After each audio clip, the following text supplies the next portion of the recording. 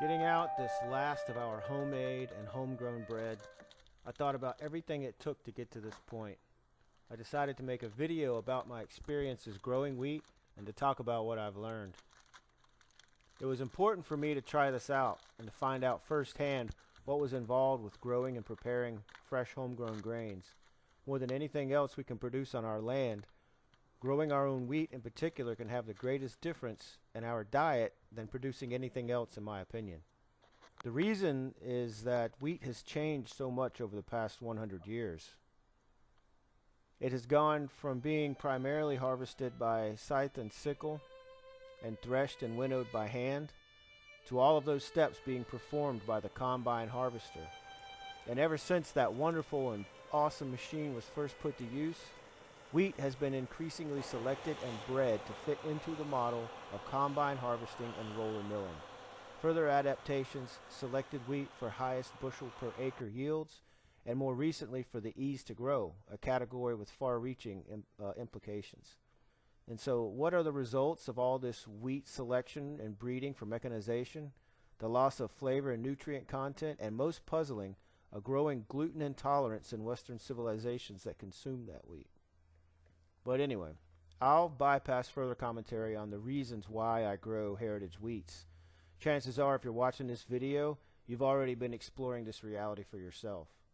So this is how it went for me last year.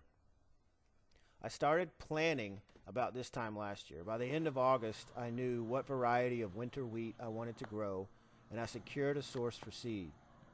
I got my soil tested, and based on the results, I prepared a plot. And based on my soil test, the potassium was good, but the phosphorus was low and the pH was low. I amended the soil with composted horse and chicken manure, which I did on my property. So here's the 2,500 square foot area that I have dedicated to grow wheat, and the piles of compost.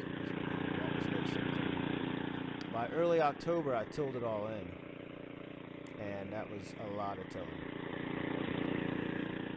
The planting date was determined somewhat, mostly, by the Hessian fly date, and I almost missed it because I was working out of town, but I got the seed in the ground by October 24th, which is within the window. Last fall was extremely dry where I live. The coastal areas of Carolina were flooded by Hurricane Matthew, but the mountainous areas of the Carolinas were in such a great drought under the exact same time. By early November, the last measurable rain that I had at my property was in August. There were outbreaks of wildfires everywhere. In North Georgia, my beloved Cohutta Mountains burned. In Tennessee, Gatlinburg burned. And closer to home, Lake Lure burned, and the smoke in the air was very heavy on most days during November. But finally, in mid-November, we got enough rain to germinate the seeds. I thought I had lost the whole project, but I did see the seed germinating, at least some of it. So I had some hope. And from the soil prep to harvest, there really isn't much to do. I had other projects that consumed my time. But then after the November rains, winter came, and the cold weather really slows growth. Not much happens to the wheat all winter long. One thing that I learned along the way after reading it elsewhere is that grazing animals can eat wheatgrass during early winter up to a certain point, beyond which the wheat yield would be affected. Although I don't have any grazing animals on my own, I thought this might be helpful information to pass along. I also became acquainted with the Feek scale, or Feekes scale. I used it to track the slow growth all winter long. This can be useful in tracking time-specific activities like when to apply nitrogen and knowing when to remove grazers from the field. And back on my 2,000 square foot wheat field, by about mid-March, things began to happen. The grass perked up and went from Feeks 3 to 4 and 5 and beyond really rapidly. And this after it took months just to get to stage 3. Chickens were often employed to control insects, but only prior to heading. As spring woke the ground up, it became evident how overrun with weeds my little wheat field was. The cause of this had multiple inputs. First, I didn't use enough seed for the space I had. I had purchased 5 pounds of seed and probably should have done closer to 7 or 8. The second reason was the drought the prior fall. I still don't know how much seed I lost, but I didn't get the thick stand of wheat that's needed to shade out competing plants. So, but after you sow the seeds in the fall, there's really nothing to do until harvest, unless you use chemicals. I tried my experiment organically. This made things more difficult. I suppose I would have had fewer weeds, but I would do it again. So all spring long, all I could do was watch and wait. I had wheat heads forming by early May, but harvest was still a month away. I was getting very impatient by then. I had wanted to grow peanuts in that same field in the rotation, and had wanted the wheat harvest to be done and out of the way by Memorial Day at the latest to give the peanuts the time they needed to grow, but that didn't happen. The wheat just took too long. There were a couple of cool things that happened. Many of the weeds that were coming up in the field were actually beneficial plants, and they appeared out of nowhere. White clover came up, and a plant called vetch, V-E-T-C-H. Here's the white clover. And vetch was much more common. It did a little climbing. That's it with the black seed pods. Red clover came up also, which had not been witnessed on my property prior to this. And all of these are nitrogen-fixing plants. Red clover had the additional benefits of health benefits and is being studied as a treatment for cancer by some people. I harvested the vetch and red clover seeds for future use. And some cool wildflowers came up as well as some wild edibles.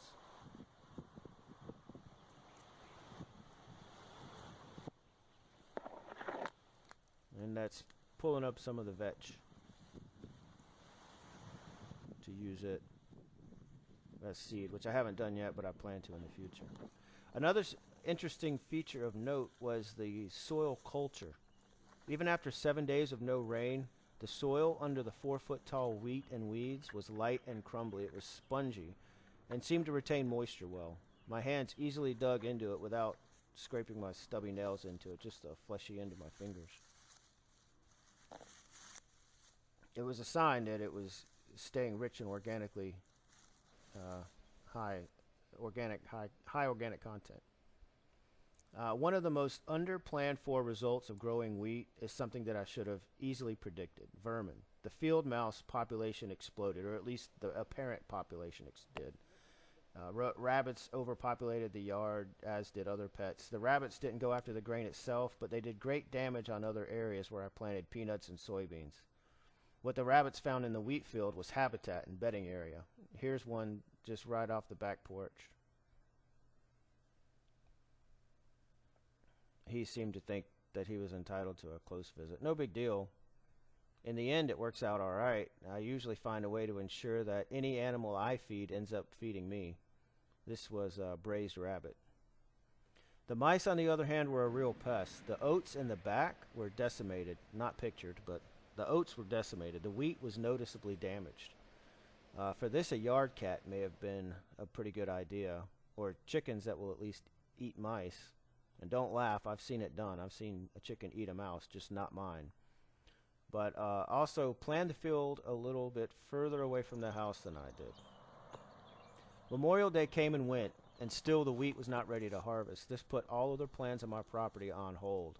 It was not until the first week of June that the heads were ripe enough to turn downwards and ready for harvest. That is when the real work began. Since sowing seeds the previous October, I had not needed to really do anything to the wheat. But upon harvest, there is so much to do if you're doing it by hand. The first thing that I learned about harvesting wheat is that my scythe was not going to get the job done. I bought mine from a moving sale for $8. I sharpened it and gave it a go and found that I was breaking more straw than I was cutting. The result is that I was busting wheat heads everywhere, making it impossible to harvest. I kept sharpening the blade, hoping that the issue was merely a dull blade and that maybe I had underestimated the appeal for a razor-sharp edge. Still no dice. I'm not sure how much the quality of the scythe played a role in the failure to cleanly cut the wheat, or how much perhaps the problem was due to the many weeds that I had in my field. I suspect it may have been a little of both,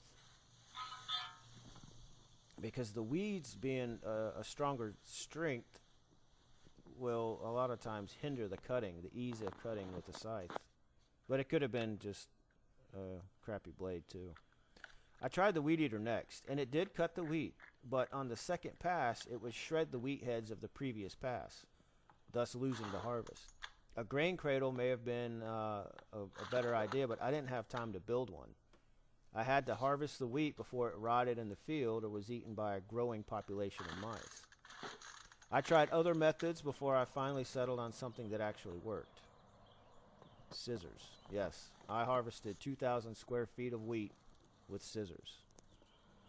But finally, on June 10th, the harvest was underway, and Mrs. Brisby and the rats from Nim had to band together to move their homes to vacate the wheat field before the impending doom that my harvest represented. From time to time, I would catch sight of her and Nicodemus scurrying off. But finally, the harvest was on. As I cleared a portion of the field, I would mow it shortly after. The sheaves were tied up and laid against the fence to the left.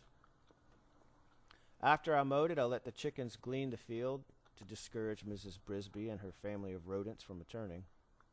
The chickens were quite happy with this arrangement. A good portion of the wheat straw that I cut with the scythe and weed eater was not stackable into sheaves, so I gave that also to the chickens inside their pen once I closed them up at night. And they preferred that over their standard ration, believe it or not. They would love to peck and go after that wheat that I threw in there. And they loved it even more when I let them out to glean the field. I had hoped to build some sort of threshing or winnowing machine, but nothing ever came of that. I had grand plans of some sort of hand crank or pedal-powered machine, or a solar-powered design, or something built from an old homestead windmill that with modified gears and assembly could be transformed into something that would make the next chore of wheat production much easier. But it never happened. In the end, I went old-fashioned. A fistful of wheat straw beat against the side of a bucket until the berries fell free. Yep.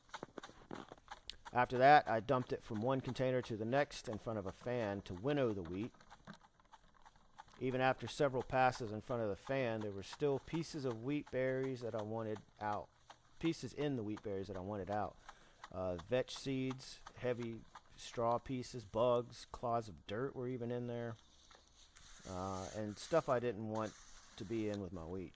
Simply put, and frankly, there's still much work that has to be done to the wheat even after threshing and winnowing.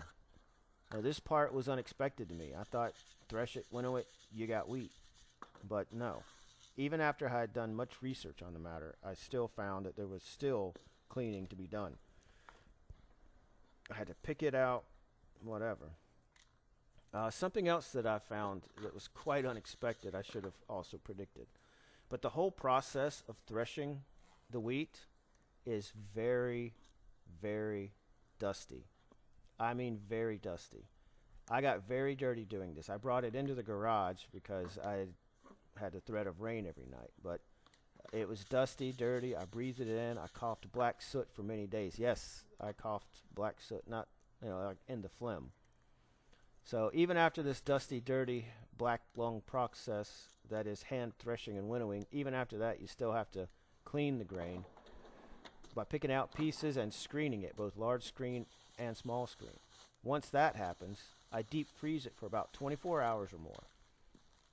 I take it out and let it sit for several hours so that it goes back to room temperature before I put it into long-term storage. This prevents it from creating moisture from the condensation that collects on cold things when you bring them into room temperature. So let it warm up to room temperature before putting it in. And this is what I use, this food grade 5-gallon bucket. Storing grain as wheat berries is the best plan for long-term storage. Once the wheat berries are ground into flour, the clock starts ticking on nutrient loss and freshness. Several online sources say that 40% of the nutrient content is lost within 24 hours of milling. And flour can be kept for a matter of weeks, but wheat berries can be kept for a matter of years. So we don't grind flour or grind the wheat berries into flour until my wife is ready to make bread. And when that occurs, I grind it in a common blender. I mean, why not? It takes a little longer maybe than other flour mills, but it works. Perhaps a Ninja would work better, perhaps a coffee grinder, whatever. Mills are great too, they're just rather expensive. And blender works fine. And even after the milling is done, there's still more work to do. A sifting screen, which can be purchased online, can reduce the content of the whole wheat to bread making quality. And what you do from there is up to you. 100% whole wheat bread is nothing like modern bread, so don't expect the same or a similar product. You can grind up your wheat berries and try to use it 100% whole wheat bread, or you can sift off some of the bran to around 50% to make a good loaf. Again, using a sifting screen that you can purchase online. Now, there's something else that surprised me about grinding wheat. Something pretty cool. The volume actually grows. What I mean is that 1 cup of wheat berries ground up will produce 1.4 cups of 100% whole wheat flour. That's a pretty significant increase.